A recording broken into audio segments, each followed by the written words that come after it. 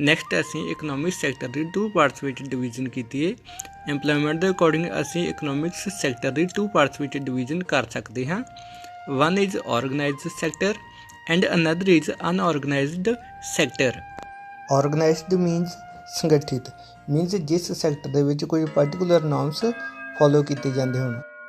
ਅਨਆਰਗੇਨਾਈਜ਼ਡ sector means ਅਸੰਗਠਿਤ, means ਉਹ sector ਜਿਸ ਵਿੱਚ ਕੋਈ ਵੀ ਪਾਰਟੀਕੂਲਰ ਨੋਰਮਸ ਫੋਲੋ ਨਹੀਂ ਕੀਤੇ ਜਾਂਦੇ। ਆਰਗੇਨਾਈਜ਼ਡ ਸੈਕਟਰ ਵਿੱਚ ਸਾਰੀਆਂ ਐਕਟੀਵਿਟੀਜ਼ ਗੌਰਮੈਂਟ ਦੇ ਰੂਲਸ ਐਂਡ ਰੈਗੂਲੇਸ਼ਨ ਦੇ ਅਕੋਰਡਿੰਗ ਹੀ ਕੀਤੀਆਂ ਜਾਂਦੀਆਂ ਹਨ। ਬਟ ਅਨਆਰਗੇਨਾਈਜ਼ਡ ਲਾਅਸ ਤੋਂ ਬਚਦਾ ਰਹਿੰਦਾ ਹੈ। ਇਸ ਸੈਕਟਰ ਵਿੱਚ ਗੌਰਮੈਂਟ ਵੱਲੋਂ ਬਣਾਏ ਗਏ ਰੂਲ ਐਂਡ ਰੈਗੂਲੇਸ਼ਨ ਫੋਲੋ ਨਹੀਂ ਕੀਤੇ ਜਾਂਦੇ। ਨੈਕਸਟ ਅਸੀਂ ਵੇਖਦੇ ਹਾਂ ਕਿ ਇਹਨਾਂ ਦੋਨਾਂ ਸੈਕਟਰ ਵਿੱਚ ਹੋਰ ਕੀ ਡਿਫਰੈਂਸਿਸ ਹੁੰਦੇ ਹਨ। ਆਰਗੇਨਾਈਜ਼ਡ ਸੈਕਟਰ ਵਾਲੀ ਸਾਈਡ 'ਤੇ ਫਸਟ ਪੁਆਇੰਟ ਆ ਜਾਂਦਾ ਹੈ ਕਿ ਕੰਮ ਕਰਨ ਦੇ ਘੰਟੇ ਨਿਸ਼ਚਿਤ ਕੀਤੇ ਹੁੰਦੇ, ਮੀਨਸ ਪਰਟੀਕੂਲਰ ਟਾਈਮ ਹੁੰਦਾ ਕਿ ਕਿਸ ਸਮੇਂ ਡਿਊਟੀ ਸ਼ੁਰੂ ਹੋਣੀ ਹੈ ਅਤੇ ਕਿਸ ਟਾਈਮ 'ਤੇ ਡਿਊਟੀ ਜਿਹੜੀ ਖਤਮ ਹੋ ਜਾਵੇਗੀ। ਬਟ ਦੂਸਰੀ ਸਾਈਡ ਅਨਆਰਗੇਨਾਈਜ਼ਡ ਸੈਕਟਰ ਵਿੱਚ ਦੇਖਿਆ ਜਾਵੇ, ਇੱਥੇ ਸਾਡੇ ਕੰਮ ਕਰਨ ਦਾ ਸਮਾਂ ਫਿਕਸਿਸ ਨਹੀਂ ਹੁੰਦਾ ਅਤੇ ਵਰਕਰ ਦਾ ਮਾਲਕ ਆਪਣੀ ਮਰਜ਼ੀ ਨਾਲ ਕੰਮ ਕਰਾਉਂਦਾ ਹੈ। ਜੇਕਰ ਕੰਮ ਜ਼ਿਆਦਾ ਹੁੰਦਾ ਹੈ ਤਾਂ ਉਹ ਵਰਕਰ ਨੂੰ ਜ਼ਿਆਦਾ ਸਮਾਂ ਆਪਣੇ ਕੋਲ ਰੱਖ ਸਕਦਾ ਹੈ।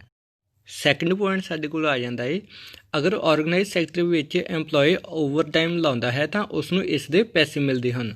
ਬਟ ਅਗਰ ਅਨਆਰਗੇਨਾਈਜ਼ਡ ਸੈਕਟਰ ਵਿੱਚ ਕੋਈ ਵਰਕਰ ਓਵਰ ਟਾਈਮ ਲਗਾਉਂਦਾ ਹੈ ਤਾਂ ਉਸ ਨੂੰ ਓਵਰ ਟਾਈਮ ਦਾ ਕੋਈ ਪੈਸਾ ਨਹੀਂ ਮਿਲਦਾ। ਥਰਡ ਪੁਆਇੰਟ ਸਾਡੇ ਕੋਲ ਆਉਂਦਾ ਹੈ ਕਿ ਆਰਗੇਨਾਈਜ਼ਡ ਸੈਕਟਰ ਵਿੱਚ ਜੋ ਸਾਡੀ ਸਿਲੈਕਸ਼ਨ ਹੁੰਦੀ ਹੈ ਤਾਂ ਸਾਨੂੰ ਅਪੁਆਇੰਟਮੈਂਟ ਲੈਟਰ ਮੀਨਸ ਨਿਯੁਕਤੀ ਪੱਤਰ ਦਿੱਤਾ ਜਾਂਦਾ ਹੈ। ਬਟ ਅਨਆਰਗੇਨਾਈਜ਼ਡ ਸੈਕਟਰ ਵਿੱਚ ਸਾਨੂੰ ਕੋਈ ਵੀ ਅਪੁਆਇੰਟਮੈਂਟ ਲੈਟਰ ਨਹੀਂ ਦਿੱਤੀ ਜਾਂਦੀ। ਫੋਰਥ ਪੁਆਇੰਟ ਸਾਡੇ ਕੋਲ ਆ ਜਾਂਦਾ ਹੈ, ਆਰਗੇਨਾਈਜ਼ਡ ਸੈਕਟਰ ਵਿੱਚ ਅਪੁਆਇੰਟਡ ਐਮਪਲੋਈ ਨੂੰ ਇੱਕ ਫਿਕਸਡ ਡੇਟ 'ਤੇ ਸੈਲਰੀ ਮਿਲ ਜਾਂਦੀ ਹੈ, ਜਦ ਕਿ ਅਨਆਰਗੇਨਾਈਜ਼ਡ ਸੈਕਟਰ ਵਿੱਚ ਕੰਮ ਕਰਨ ਵਾਲੇ ਐਮਪਲੋਈ ਨੂੰ ਕੋਈ ਨਿਸ਼ਚਿਤ ਨਹੀਂ ਹੁੰਦਾ ਕਿ ਮੈਨੂੰ ਸੈਲਰੀ ਕਦੋਂ ਪ੍ਰਾਪਤ ਹੋਵੇਗੀ। ਨੈਕਸਟ ਸਾਡੇ ਕੋਲ ਆ ਜਾਂਦਾ ਹੈ ਗੌਰਮੈਂਟ ਕੰਟਰੋਲ। ਇਸ ਦੇ ਵਿੱਚ ਆਰਗੇਨਾਈਜ਼ਡ ਸੈਕਟਰ ਵਾਲੀ ਸਾਈਡ 'ਤੇ ਫਸਟ ਪੁਆਇੰਟ ਹੈ ਸਾਡੇ ਕੋਲ, ਜਿਸ ਦੇ ਵਿੱਚ ਦੱਸਿਆ ਗਿਆ ਹੈ ਕਿ ਆਰਗੇਨਾਈਜ਼ਡ ਸੈਕਟਰ ਗੌਰਮੈਂਟ ਦੇ ਅੰਡਰ ਹੁੰਦਾ ਹੈ, ਕਿ ਇਸ ਦੇ ਉੱਪਰ ਜੋ ਵੀ ਇਹਦੇ ਰੂਲ ਰੈਗੂਲੇਸ਼ਨ ਉਹ ਗੌਰਮੈਂਟ ਨੇ ਆਪ ਖੁਦ ਬਣਾਏ ਹੁੰਦੇ ਆ, ਜਦ ਕਿ ਅਨਆਰਗੇਨਾਈਜ਼ਡ ਸੈਕਟਰ ਦੇ ਉੱਪਰ ਗੌਰਮੈਂਟ ਦਾ ਕੋਈ ਕੰਟਰੋਲ ਨਹੀਂ ਹੁੰਦਾ। ਸੈਕਿੰਡ ਪੁਆਇੰਟ ਆ ਜਾਂਦਾ ਕਿ ਐਮਪਲੋਈ ਲਈ ਜੋ ਰੂਲ ਰੈਗੂਲੇਸ਼ਨ ਬਣਾਏ ਜਾਂਦੇ ਉਹਨਾਂ ਸਾਰਿਆਂ ਨੂੰ ਕੌਨਸਟੀਟਿਊਸ਼ਨ ਦੇ ਅਨੁਸਾਰ ਬਣਾਇਆ ਜਾਂਦਾ ਹੈ। ਸੈਕਿੰਡ ਸਾਈਡ 'ਤੇ ਪੁਆਇੰਟ ਆ ਜਾਂਦਾ ਹੈ ਕਿ ਇਸ ਸੈਕਟਰ ਵਿੱਚ ਰੂਲਸ ਰੈਗੂਲੇਸ਼ਨ ਫੋਲੋ ਨਹੀਂ ਕੀਤੇ ਜਾਂਦੇ। ਨੈਕਸਟ ਆ ਜਾਂਦਾ ਹੈ ਜੋਬ ਸਿਕਿਉਰਿਟੀ। ਜੋਬ ਸਿਕਿਉਰਿਟੀ ਕੀ ਹੈ? ਆਰਗੇਨਾਈਜ਼ਡ ਸੈਕਟਰ ਵਿੱਚ ਜੋਬ ਸੁਰੱਖਿਅਤ ਹੁੰਦੀ ਹੈ ਸਾਡੀ, ਮੀਨਸ ਜਦੋਂ ਤੱਕ ਅਸੀਂ ਨਿਸ਼ਚਿਤ ਰੂਲਸ ਰੈਗੂਲੇਸ਼ਨ ਅਧੀਨ ਆਪਣੀ ਡਿਊਟੀ ਕਰਦੇ ਰਹਿੰਦੇ ਹਾਂ ਸਾਨੂੰ ਕੋਈ ਵੀ ਨੌਕਰੀ ਤੋਂ ਨਹੀਂ ਕੱਢ ਸਕਦਾ। ਪਰ ਅਨਆਰਗੇਨਾਈਜ਼ਡ ਸੈਕਟਰ ਵਿੱਚ ਐਮਪਲੋਈ ਨੂੰ ਕਿਸੇ ਵੀ ਸਮੇਂ ਜੋਬ ਛੱਡਣ ਲਈ ਆਖਿਆ ਜਾ ਸਕਦਾ ਹੈ। ਨੈਕਸਟ ਸਾਡੇ ਕੋਲ ਆ ਜਾਂਦਾ ਹੈ ਸੋਸ਼ਲ ਸਿਕਿਉਰਿਟੀ ਬੈਨੀਫਿਟਸ, ਮੀਨਸ ਸਮਾਜਿਕ ਸੁਰੱਖਿਆ ਲਾਭ। ਆਰਗੇਨਾਈਜ਼ਡ ਸੈਕਟਰ ਵਿੱਚ ਫਸਟ ਪੁਆਇੰਟ ਆ ਜਾਂਦਾ ਇਸ ਸਾਈਡ 'ਤੇ ਕਿ ਇਸ ਸੈਕਟਰ ਵਿੱਚ ਕੰਮ ਕਰਨ ਵਾਲੇ ਐਮਪਲੋਈ ਨੂੰ ਪੇਡ ਲੀਵ ਦਿੱਤੀ ਜਾਂਦੀ ਹੈ। ਪੇਡ ਲੀਵ ਮੀਨਸ ਡਿਊਟੀ ਨਾ ਹੋਣ ਦੇ ਬਾਵਜੂਦ ਵੀ ਸੈਲਰੀ ਮਿਲ ਜਾਣਾ। ਐਗਜ਼ਾਮਪਲ ਲਈ ਕੋਈ ਸੀਜ਼ਨਲ ਵਕੇਸ਼ਨ ਆ ਗਈਆਂ ਜਾਂ ਆਪ ਛੁੱਟੀ ਲੈਣੀ ਪਈ, ਜਿਵੇਂ ਸੋਲਜਰ ਲੈ ਕੇ ਆਉਂਦੇ ਆ ਉਹਨਾਂ ਨੂੰ ਵੈਕੈਂਟ ਪੀਰੀਅਡ ਦੇ ਦੌਰਾਨ ਵੀ ਸੈਲਰੀ ਦਿੱਤੀ ਜਾਂਦੀ ਹੈ। ਇਸ ਤੋਂ ਇਲਾਵਾ ਵੀ ਇਲਨੈਸ ਦੌਰਾਨ ਸਿਕ ਲੀਵ, ਪੈਨਸ਼ਨ, ਇਲਾਜ ਲਈ ਮੈਡੀਕਲ ਦੀ ਫੈਸਿਲਿਟੀ ਐਕਸੈਟਰਾ ਫੈਸਿਲਿਟੀਜ਼ ਇਹਨਾਂ ਵਰਕਰ ਨੂੰ ਪ੍ਰੋਵਾਈਡ ਕੀਤੀਆਂ ਜਾਂਦੀਆਂ ਨੇ। ਬਟ ਅਨਆਰਗੇਨਾਈਜ਼ਡ ਸੈਕਟਰ ਵਿੱਚ ਇਹ ਸਾਰੀਆਂ ਫੈਸਿਲਿਟੀਜ਼ ਪ੍ਰੋਵਾਈਡ ਨਹੀਂ ਕੀਤੀਆਂ ਜਾਂਦੀਆਂ। ਸੋ ਇਹ ਸਨ ਇਹਨਾਂ ਦੋਨਾਂ ਸੈਕਟਰ ਵਿੱਚ ਕੁਝ ਡਿਫਰੈਂਸਿਸ। ਨੈਕਸਟ ਅਸੀਂ ਰੀਡ ਕਰਨਾ ਹੈ how to protect workers in unorganised sector, means ਜੋ ਵਰਕਰਸ ਅਨਆਰਗੇਨਾਈਜ਼ਡ ਸੈਕਟਰ ਵਿੱਚ ਵਰਕ ਕਰ ਰਹੇ ਨੇ, ਕੰਮ ਕਰਦੇ ਨੇ, ਉਹਨਾਂ ਨੂੰ ਕਿਵੇਂ ਸੁਰੱਖਿਅਤ ਦਿੱਤੀ ਜਾ ਸਕਦੀ ਹੈ।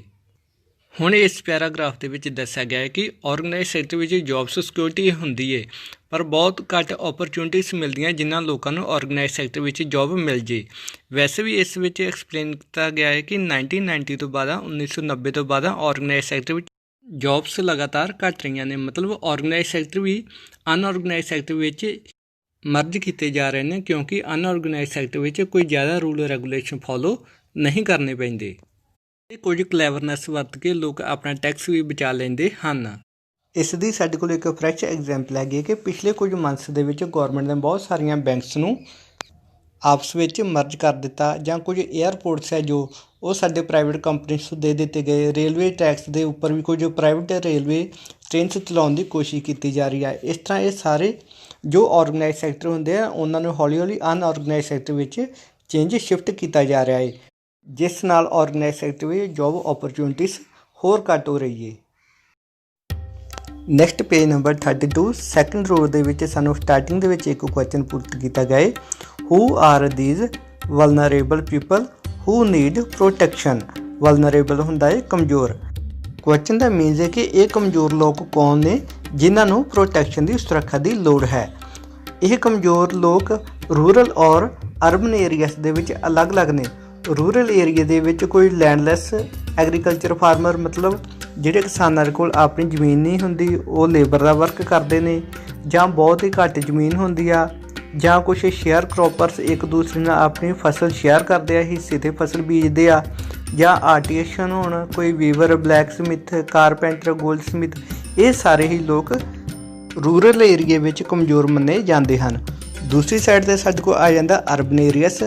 ਅਰਬਨ ਏਰੀਆਸ ਦੇ ਵਿੱਚ ਕੋਈ ਸਮਾਲ ਸਕਿੱਲ ਇੰਡਸਟਰੀਜ਼ ਮਤਲਬ ਛੋਟੀਆਂ ਫੈਕਟਰੀਆਂ, ਕੋਈ ਕੈਜੂਅਲ ਵਰਕਰ ਜੋ ਕੰਸਟਰਕਸ਼ਨ ਦੇ ਕੰਮ ਵਿੱਚ ਲੱਗੇ ਨੇ, ਟ੍ਰੇਡ ਵਪਾਰੀ, ਜਾਂ ਕੋਈ ਛੋਟੀਆਂ ਗੱਡੀਆਂ ਵਾਲੇ ਟਰਾਂਸਪੋਰਟਰ, ਜਾਂ ਕਹਿ ਲਓ ਗਲੀਆਂ ਦੇ ਵਿੱਚ ਜੋ ਵੈਂਡਰਸ ਫਿਰਦੇ ਆ, ਸਬਜ਼ੀ ਜਾਂ ਫਲ ਫਰੂਟ ਵੇਚਦੇ ਆ, ਹੈੱਡ ਲੋਡ ਵਰਕਰਸ, ਕੁਝ ਲੋਕ ਜਿਹੜੇ ਸਿਰਾਂ ਦੇ ਉੱਪਰ ਭਾਰ ਢੋਂਦੇ ਆ, garments maker and rag pickers. Rag pickers means ਜੋ ਲੋਕ ਪਾਰਟੀਆਂ ਪੁਰਾਣੀਆਂ ਚੀਜ਼ਾਂ ਦੇ ਜਾਂ ਟੁੱਟੀਆਂ ਚੀਜ਼ਾਂ ਦੇ ਟੁਕੜੇ ਵਗੈਰਾ ਇਕੱਠੇ ਕਰਦੇ ਆ।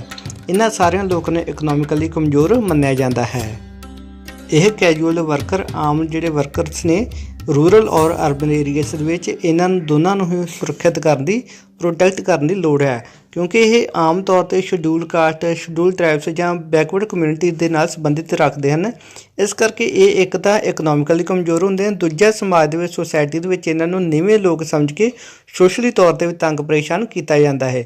ਸੋ ਇਸ ਤਰ੍ਹਾਂ ਇਹਨਾਂ ਨੂੰ ਬਹੁਤ ਇਕਨੋਮਿਕਲ ਐਂਡ ਦਾ ਸੋਸ਼ਲ ਤੌਰ 'ਤੇ ਇਹਨਾਂ ਦੇ ਵਿਕਾਸ ਦੀ, ਇਹਨਾਂ ਦੇ ਪ੍ਰੋਟੈਕਸ਼ਨ ਦੀ ਲੋੜ ਹੈ, ਜਿਸ ਵਾਸਤੇ ਗੌਰਮੈਂਟ ਨੇ ਕੁਝ ਸਪੈਸ਼ਲ ਲਾਅ ਵੀ ਜਿਹੜੇ ਤਿਆਰ ਕੀਤੇ ਨੇ ਤਾਂ ਕਿ ਇਹ ਲੋਕ ਸੋਸਾਇਟੀ ਵਿੱਚ ਆਪਣਾ ਡਿਗਨਿਟੀ ਵਾਲਾ ਜੀਵਨ ਬਤੀਤ ਕਰ ਲੈਣ ਅਤੇ ਇਹਨਾਂ ਨੂੰ ਦੂਸਰੇ ਲੋਕਾਂ ਵਾਂਗ ਇਕਨੋਮਿਕਲੀ ਸਟਰੋਂਗ ਹੋਣ ਦੇ ਬਰਾਬਰ ਦੇ ਓਪਰਚੁਨਿਟੀਜ਼ ਦਿੱਤੀਆਂ ਜਾ ਸਕਣ। ਨੈਕਸਟ ਸਾਡੇ ਕੋਲ ਸਾਡਾ ਲਾਸਟ ਟੌਪਿਕ ਆ ਜਾਂਦਾ ਹੈ, ਜਿਸ ਦੇ ਵਿੱਚ ਦੱਸਿਆ ਗਿਆ ਕਿ ਓਨਰਸ਼ਿਪ ਮੀਨਸ ਮਾਲਕੀ ਦੇ ਆਧਾਰ 'ਤੇ ਅਸੀਂ ਇਕਨੋਮਿਕ ਸੈਕਟਰ ਦੀ 2 ਪਾਰਟਸ ਵਿੱਚ ਡਿਵੀਜ਼ਨ ਕਰ ਸਕਦੇ ਹਾਂ।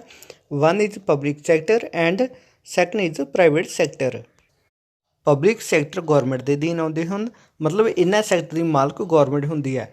ਇਸ ਕਰਕੇ ਜੋ ਡਿਪਾਰਟਮੈਂਟਸ ਪਬਲਿਕ ਸੈਕਟਰ ਦੇ ਅਧੀਨ ਆਉਂਦੇ ਹਨ, ਇਹਨਾਂ ਵਿੱਚ ਸਰਵਿਸ ਸਾਨੂੰ ਗੌਰਮੈਂਟ ਵੱਲੋਂ ਦਿੱਤੀ ਜਾਂਦੀ ਹੈ, ਜਦ ਕਿ ਪ੍ਰਾਈਵੇਟ ਸੈਕਟਰ ਦਾ ਮਾਲਕ ਕੋਈ ਇੱਕ ਆਦਮੀ ਜਾਂ ਕੋਈ ਇੱਕ ਪਰਿਵਾਰ ਜਾਂ ਕੁਝ ਆਦਮੀ ਹੁੰਦੇ ਹਨ।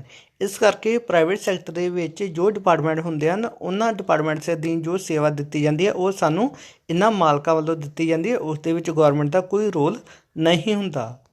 ਸਾਨੂੰ ਇੱਕ ਐਗਜ਼ਾਮਪਲ ਦਿੱਤੀ ਗਈ ਹੈ ਕਿ ਜਿਵੇਂ ਪੋਸਟ ਆਫਿਸ ਨੇ, ਟ੍ਰੇਨਸ ਨੇ, ਇਹ ਦੋਨੋਂ ਡਿਪਾਰਟਮੈਂਟ ਗੌਰਮੈਂਟ ਦੇ ਅਧੀਨ ਨੇ, ਮਤਲਬ ਇਹਨਾਂ ਦੀ ਮਾਲਕ ਗੌਰਮੈਂਟ ਹੈ। ਇਸ ਕਰਕੇ ਅਸੀਂ ਟ੍ਰੇਨ ਦੀ ਸਰਵਿਸ ਯੂਜ਼ ਕਰਦੇ ਹਾਂ ਜਾਂ ਪੋਸਟ ਆਫਿਸ ਦੀ ਸਰਵਿਸ ਯੂਜ਼ ਕਰਦੇ ਹਾਂ, ਇਹਦਾ ਜੋ ਵੀ ਅਸੀਂ ਚਾਰਜਿਸ ਦੇਵਾਂਗੇ ਉਹ ਸਿੱਧਾ ਗੌਰਮੈਂਟ ਦੇ ਕੋਲ ਪਹੁੰਚਣਗੇ। ਜਦ ਕਿ ਦੂਸਰੀ ਸਾਈਡ 'ਤੇ ਪ੍ਰਾਈਵੇਟ ਸੈਕਟਰ ਦੀ ਸਾਨੂੰ ਐਗਜ਼ਾਮਪਲ ਦਿੱਤੀ ਗਈ ਹੈ, ਇੱਕ ਟਿਸਕੋ ਕੰਪਨੀ ਹੈ ਜੋ ਕਿ ਸਟੀਲ ਤਿਆਰ ਕਰਦੀ ਹੈ, ਔਰ ਇੱਕ ਰਿਲਾਇੰਸ ਕੰਪਨੀ ਹੈ। ਇਹਨਾਂ ਦੋਨਾਂ ਵੱਲੋਂ ਜੋ ਵੀ ਪ੍ਰੋਡਕਟ ਤਿਆਰ ਕੀਤੇ ਜਾਂਦੇ ਜਾਂ ਜੋ ਵੀ ਸਰਵਿਸ ਦਿੱਤੀ ਜਾਂਦੀ ਹੈ, ਇਹ ਇਹਨਾਂ ਦੀ ਪ੍ਰਾਈਵੇਟ ਸੈਕਟਰ ਦੇ ਅਧੀਨ ਆਉਂਦੇ ਨੇ। ਇਸ ਕਰਕੇ ਇਹਨਾਂ ਦੇ ਪ੍ਰੋਡਕਟ ਅਸੀਂ ਯੂਜ਼ ਕਰਦੇ ਹਾਂ, ਜੋ ਵਰਤਦੇ ਹਾਂ, ਇਹ ਸਾਰਾ ਪੈਸਾ ਇਹਨਾਂ ਪ੍ਰਾਈਵੇਟ ਸੈਕਟਰ ਦੇ ਕੋਲ ਜਾਏਗਾ ਅਤੇ ਇਸ ਦੇ ਮਾਲਕ ਪ੍ਰਾਈਵੇਟ ਸੈਕਟਰ ਦੇ ਐਂਟਰਪ੍ਰੈਨਰਸ ਹੀ ਹੋਣਗੇ। ਗੌਰਮੈਂਟ ਸੈਕਟਰ ਵਿੱਚ ਗੌਰਮੈਂਟ ਦੀ ਵੱਧ ਤੋਂ ਵੱਧ ਕੋਸ਼ਿਸ਼ ਹੁੰਦੀ ਹੈ ਕਿ ਲੋਕਾਂ ਨੂੰ ਸਰਵਿਸ ਦਿੱਤੀ ਜਾਵੇ, ਜਦਕਿ ਪ੍ਰਾਈਵੇਟ ਸੈਕਟਰ ਵਿੱਚ ਪ੍ਰਾਈਵੇਟ ਮਾਲਕਾਂ ਦੀ ਕੋਸ਼ਿਸ਼ ਹੁੰਦੀ ਹੈ ਕਿ ਵੱਧ ਤੋਂ ਵੱਧ ਪੈਸਾ ਕਮਾਇਆ ਜਾ ਸਕੇ। ਇਸ ਕਰਕੇ ਗੌਰਮੈਂਟ ਵੱਲੋਂ ਜੋ ਵੀ ਸਕੂਲ, ਕਾਲਜਿਸ ਜਾਂ ਬੱਸਿਸ ਚੱਲਦੀਆਂ ਨੇ, ਉਹਨਾਂ ਦਾ ਫੇਅਰ, ਉਹਨਾਂ ਦੇ ਪੈਸੇ ਘੱਟ ਲੱਗਦੇ ਆ, ਔਰ ਜੋ ਪ੍ਰਾਈਵੇਟ ਨਿੱਜੀ ਮਾਲਕਾਂ ਵੱਲੋਂ ਚਲਾਈਆਂ ਜਾਂਦੀਆਂ ਨਾ, ਉਹਨਾਂ ਵਾਸਤੇ ਸਾਨੂੰ ਉਹ ਸਰਵਿਸ ਯੂਜ਼ ਕਰਨ ਲਈ ਵੱਧ ਪੈਸਾ ਖਰਚਣਾ ਪੈਂਦਾ ਹੈ। ਗੌਰਮੈਂਟ ਵੱਲੋਂ ਸਾਨੂੰ ਸਹੂਲਤਾਂ ਦੇਣ ਦਾ ਇੱਕ ਕਾਰਨ ਇਹ ਵੀ ਆ ਕਿ ਅਸੀਂ ਗੌਰਮੈਂਟ ਨੂੰ ਟੈਕਸ ਪੇ ਕਰਦੇ ਹਾਂ। ਇਸ ਤੋਂ ਇਲਾਵਾ ਗੌਰਮੈਂਟ ਨੂੰ ਸਾਡੇ ਦੇਸ਼ ਦੀ ਪਬਲਿਕ ਦਾ ਪਤਾ ਹੈ ਕਿ ਉਹ ਇੰਨੀ ਇਕਨੋਮਿਕਲੀ ਸਟਰੋਂਗ ਨਹੀਂ ਹੈ, ਉਹ ਜ਼ਿਆਦਾ ਪੈਸੇ ਖਰਚ ਨਹੀਂ ਕਰ ਸਕਦੀ। ਇਸ ਤੋਂ ਇਲਾਵਾ ਪ੍ਰਾਈਵੇਟ ਸੈਕਟਰ ਵਾਲੇ ਵੀ ਕੋਈ ਇੰਨਾ ਪੈਸਾ ਨਹੀਂ ਖਰਚ ਕਰ ਸਕਦੇ, ਕੋਈ ਆਪਣੇ ਤੌਰ 'ਤੇ ਡੈਮ ਨਹੀਂ ਬਣਾ ਸਕਦਾ, ਇਲੈਕਟ੍ਰੀਸਿਟੀ ਤਿਆਰ ਨਹੀਂ ਕਰ ਸਕਦਾ। ਇਸ ਕਰਕੇ ਵੱਡੇ ਵੱਡੇ ਜਿਹੜੇ ਵਰਕ ਹੈ, ਇਹਨਾਂ ਵਿੱਚ ਗੌਰਮੈਂਟ ਇਨਵੈਸਟ ਕਰਕੇ ਲੋਕਾਂ ਨੂੰ ਫੈਸਿਲਿਟੀਜ਼ ਦਿੰਦੀ ਆ। ਅਗਰ ਕੋਈ ਪ੍ਰਾਈਵੇਟ ਸੈਕਟਰ ਵਾਲਾ, ਜਿਸ ਤਰ੍ਹਾਂ ਰਿਲਾਇੰਸ ਕੰਪਨੀ ਆ, ਉਹ ਮੰਨ ਲਓ ਕਿ ਕੋਈ ਡੈਮ ਤਿਆਰ ਕਰ ਵੀ ਲੈਂਦੀ ਆ, ਕੋਈ ਏਅਰਪੋਰਟ ਆਪਣਾ ਖੋਲ੍ਹ ਲੈਂਦੀ ਆ, ਰੇਲਵੇ ਟਰੈਕ 'ਤੇ ਕੋਈ ਰੇਲਵੇ ਟ੍ਰੇਨ ਚਲਾ ਦਿੰਦੀ ਆ, ਤਾਂ ਫਿਰ ਕੀ ਹੋਏਗਾ ਕਿ ਉਹਨਾਂ ਵੱਲੋਂ ਜੋ ਸਰਵਿਸ ਦਿੱਤੀ ਜਾਏਗੀ ਉਹਦਾ ਫੇਅਰ, ਉਸਦਾ ਰੈਂਟ ਆਮ ਜੋ ਪਬਲਿਕ ਦਾ ਰੇਟ ਹੈ ਉਸ ਦੇ ਨਾਲੋਂ ਕਈ ਗੁਣਾ ਜ਼ਿਆਦਾ ਹੋਵੇਗਾ, ਜਿਸ ਨੂੰ ਯੂਜ਼ ਕਰਨਾ ਹਰ ਇੱਕ ਦੇ ਵੱਸ ਦੀ ਗੱਲ ਨਹੀਂ ਹੋਵੇਗੀ। ਪਬਲਿਕ ਸੈਕਟਰ ਦੀ ਇੱਕ ਖਾਸੀਅਤ ਹੋਰ ਹੈ ਕਿ ਇਸ ਸੈਕਟਰ ਨੂੰ ਕਿਸੇ ਦੀ ਸਪੋਰਟ ਦੀ ਲੋੜ ਨਹੀਂ ਪੈਂਦੀ। ਇਸ ਸੈਕਟਰ ਦੇ ਵਿੱਚ ਗੌਰਮੈਂਟ ਨੂੰ ਘਾਟਾ ਪੈਂਦਾ ਹੈ ਜਾਂ ਪ੍ਰੋਫਿਟ ਹੁੰਦਾ ਹੈ, ਪ੍ਰੋਫਿਟ ਹੋਵੇ ਜਾਂ ਲਾਸ ਹੋਵੇ, ਗੌਰਮੈਂਟ ਆਪਣਾ ਕੰਮ ਲਗਾਤਾਰ ਕਰਦੀ ਜਾਂਦੀ ਰਹਿੰਦੀ ਆ। ਪਰ ਜਦੋਂ ਪ੍ਰਾਈਵੇਟ ਸੈਕਟਰ ਦੇ ਵਿੱਚ ਕਿਸੇ ਮਾਲਕ ਨੂੰ ਘਾਟਾ ਪੈ ਜਾਂਦਾ ਉਹ ਆਪਣੀ ਪ੍ਰੋਡਕਸ਼ਨ ਬੰਦ ਕਰ ਦਿੰਦਾ ਹੈ। ਵੈਸੇ ਬਹੁਤ ਸਾਰੀਆਂ ਛੋਟੀਆਂ ਇੰਡਸਟਰੀਜ਼ ਆ ਜੋ ਉਹ ਆਪਣੀ ਹੈਲਪ ਵਾਸਤੇ ਗੌਰਮੈਂਟ ਵੱਲ ਵੇਖਦੀਆਂ ਰਹਿੰਦੀਆਂ ਕਿ ਗੌਰਮੈਂਟ ਸਾਡੀ ਹੈਲਪ ਕਰਦੀ ਰਹੇ। ਜਿਵੇਂ ਛੋਟੀਆਂ ਇੰਡਸਟਰੀਆਂ ਦੇ ਵਿੱਚ ਜੋ ਇਲੈਕਟ੍ਰੀਸਿਟੀ ਯੂਜ਼ ਕੀਤੀ ਜਾਂਦੀ ਆ ਉਸ ਦਾ ਰੇਟ ਆਮ ਇਲੈਕਟ੍ਰੀਸਿਟੀ ਦੇ ਨਾਲੋਂ ਘੱਟ ਹੁੰਦਾ ਹੈ। ਅਗਰ ਗੌਰਮੈਂਟ ਉਹ ਇਲੈਕਟ੍ਰੀਸਿਟੀ 'ਤੇ ਸਬਸਿਡੀ ਦੇਣੀ ਬੰਦ ਕਰ ਦੇਵੇ ਤਾਂ ਕੰਪਨੀ ਆਪਣੀ ਪ੍ਰੋਡਕਸ਼ਨ ਬੰਦ ਕਰ ਦਿੰਦੀ ਹੈ ਜਾਂ ਆਪਣੇ ਪ੍ਰੋਡਕਟ ਮਹਿੰਗੇ ਰੇਟ 'ਤੇ ਵੇਚਣੇ ਸ਼ੁਰੂ ਕਰ ਦਿੰਦੀ ਹੈ। ਇਸ ਤੋਂ ਇਲਾਵਾ ਅਸੀਂ ਫਾਰਮਰ ਦੀ ਐਗਜ਼ਾਮਪਲ ਲੈਂਦੇ ਹਾਂ ਕਿ ਜਦੋਂ ਕਿਸਾਨ ਮੰਡੀ ਦੇ ਵਿੱਚ ਆਪਣੀ ਫਸਲ ਵੇਚਣ ਵਾਸਤੇ ਜਾਂਦਾ ਹੈ, ਮੰਡੀ ਦੇ ਵਿੱਚ ਗੌਰਮੈਂਟ ਵੱਲੋਂ ਖਰੀਦ ਕੀਤੀ ਜਾਂਦੀ ਹੈ, ਜਿਸ ਨੂੰ ਅਸੀਂ ਸਰਕਾਰੀ ਬੋਲੀ ਜਾਂ ਸਰਕਾਰੀ ਖਰੀਦ ਆਖਦੇ ਹਾਂ। ਅਗਰ ਸਰਕਾਰ ਕਿਸਾਨ ਦੀ ਫਸਲ ਵਾਸਤੇ ਕੋਈ ਰੇਟ ਨਿਸ਼ਚਿਤ ਨਹੀਂ ਕਰੇਗੀ ਤਾਂ ਫਿਰ ਪ੍ਰਾਈਵੇਟ ਸੈਕਟਰ ਵਾਲੇ ਆਪਣੀ ਮਨਮਰਜ਼ੀ ਦਾ ਰੇਟ ਲਾ ਕੇ ਕਿਸਾਨ ਦੀ ਲੁੱਟ ਕਰ ਸਕਦੇ ਆ। ਸੋ ਗੌਰਮੈਂਟ ਵੱਲੋਂ ਹਰ ਸੀਜ਼ਨ ਤੋਂ ਪਹਿਲਾਂ ਹੀ ਇੱਕ ਸਰਕਾਰੀ ਰੇਟ ਕਿਸੇ ਵੀ ਫਸਲ ਦਾ ਨਿਸ਼ਚਿਤ ਕਰ ਦਿੱਤਾ ਜਾਂਦਾ ਹੈ। ਅਜਿਹੇ ਮਾਮਲੇ ਵਿੱਚ ਜੋ ਸਾਡੀਆਂ ਰਬੀ ਕ੍ਰੌਪਸ ਜਾਂ ਖਰੀਫ ਕ੍ਰੌਪਸ ਹੈ, ਇਹਨਾਂ ਦੇ ਮਾਮਲੇ ਵਿੱਚ ਪੱਕਾ ਨਿਸ਼ਚਿਤ ਤੌਰ 'ਤੇ ਹੀ ਰੇਟ ਫਿਕਸ ਕੀਤਾ ਜਾਂਦਾ ਹੈ, ਜਿਸ ਨੂੰ ਅਸੀਂ ਘੱਟੋ ਘੱਟ ਸਮਰਥਨ ਮੁੱਲ ਆਖਦੇ ਹਾਂ। ਇਸ ਦਾ ਕਿਸਾਨ ਅਤੇ ਕੰਜ਼ਿਊਮਰ ਗ੍ਰਾਹਕ ਦੋਹਾਂ ਨੂੰ ਫਾਇਦਾ ਹੁੰਦਾ ਹੈ। ਅਗਰ ਸਰਕਾਰ ਨੂੰ ਫਸਲ ਖਰੀਦਣ ਵਾਸਤੇ ਕੁਝ ਵੱਧ ਪੈਸੇ ਖਰਚ ਕੇ ਘਾਟਾ ਵੀ ਪੈਂਦਾ ਹੈ ਤਾਂ ਸਰਕਾਰ ਇਹ ਘਾਟਾ ਸਹਿ ਲੈਂਦੀ ਹੈ। ਇਸ ਤੋਂ ਇਲਾਵਾ ਵੀ ਬਹੁਤ ਸਾਰੀਆਂ ਪ੍ਰਾਇਮਰੀ ਰਿਸਪੌਂਸਿਬਿਲਿਟੀਜ਼ ਗੌਰਮੈਂਟ ਦੀਆਂ ਨੇ ਜਿਨ੍ਹਾਂ ਦੇ ਉੱਪਰ ਗੌਰਮੈਂਟ ਨੂੰ ਸਪੈਂਡ ਕਰਨ ਦੀ ਲੋੜ ਹੈ, ਜਿਵੇਂ ਕਿ ਲੋਕਾਂ ਦੀ ਸਿਹਤ ਨੂੰ ਸੁਧਾਰਨ ਵਾਸਤੇ ਵੱਧ ਤੋਂ ਵੱਧ ਹੈਲਥ ਕੇਅਰ ਸੈਂਟਰ ਜਿਹੜੇ ਉਹ ਬਣਾਏ ਜਾਣ, ਐਜੂਕੇਸ਼ਨ ਦਿੱਤੀ ਜਾਵੇ, ਲੋਕਾਂ ਨੂੰ ਐਲੀਮੈਂਟਰੀ ਐਜੂਕੇਸ਼ਨ ਹੈ ਜਿਹੜਾ ਉਹ ਦਿੱਤੀ ਜਾਵੇ ਤਾਂ ਕਿ ਜੋ ਸਾਡੇ ਦੇਸ਼ ਦਾ ਇਲੀਟਰੇਟ ਰੇਟ ਕਾਫੀ ਹਾਈ ਆ ਉਸ ਰੇਟ ਨੂੰ ਘਟਾਇਆ ਜਾ ਸਕੇ। ਇਲੀਟਰੇਸ਼ਨ ਦੀ ਤਰ੍ਹਾਂ ਸਾਡੇ ਦੇਸ਼ ਦੇ ਵਿੱਚ ਇੱਕ ਹੋਰ ਪ੍ਰੋਬਲਮ ਹੈ ਜਿਹਨੂੰ ਬੋਲਿਆ ਜਾਏ ਮਲਨੋਰਿਸ਼ਡ। ਮਲਨੋਰਿਸ਼ਡ ਹੁੰਦਾ ਹੈ ਕਿ ਪੌਸ਼ਟਿਕ ਤੱਤਾਂ ਦੀ ਘਾਟ। ਇੰਡੀਆ ਦੇ ਵਿੱਚ 50% ਬੱਚੇ ਅਜਿਹੇ ਨੇ ਜਿਨ੍ਹਾਂ ਨੂੰ ਪੌਸ਼ਟਿਕ ਤੱਤਾਂ ਦੀ ਘਾਟ ਆ ਔਰ ਇਸ ਦੇ ਵਿੱਚੋਂ 1/4 ਚੌਥਾ ਹਿੱਸਾ ਅਜਿਹੇ ਬੱਚੇ ਨੇ ਜੋ ਬਹੁਤ ਜ਼ਿਆਦਾ ਬਿਮਾਰ ਹੈ ਜਿਨ੍ਹਾਂ ਦਾ ਕਰਕੇ ਉਹਨਾਂ ਦੀ ਡੈਥ ਹੋ ਜਾਂਦੀ ਹੈ। ਇੰਡੀਆ ਦੇ ਵਿੱਚ 40% ਉੜੀਸਾ ਔਰ 51% ਮੱਧ ਪ੍ਰਦੇਸ਼ ਵਿੱਚ ਮੋਰਟੈਲਿਟੀ ਰੇਟ ਹੈ। ਮੋਰਟੈਲਿਟੀ ਰੇਟ ਹੁੰਦਾ ਹੈ ਕਿ ਛੋਟੀ ਉਮਰ ਦੇ ਵਿੱਚ ਹੀ ਬੱਚਿਆਂ ਦੀ ਡੈਥ ਹੋ ਜਾਣੀ।